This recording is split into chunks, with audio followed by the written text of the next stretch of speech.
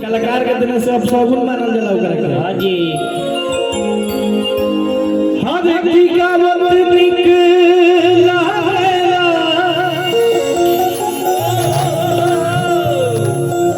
हर सुनत निकला गेला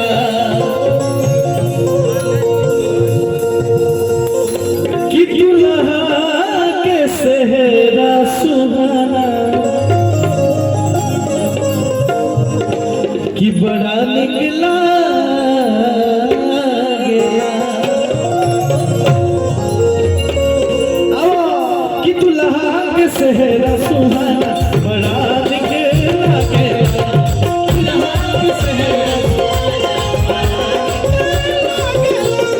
दुल्हा के सेहरा सुहाना बड़ा निकला गया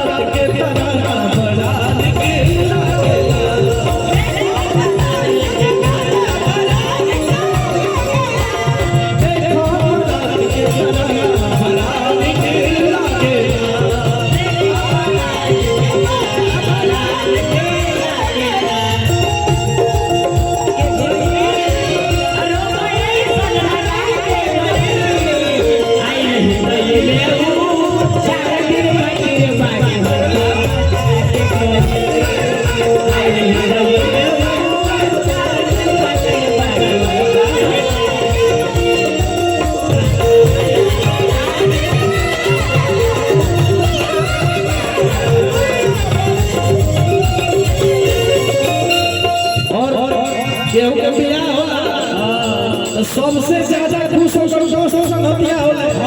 यार भाई के बियाह बा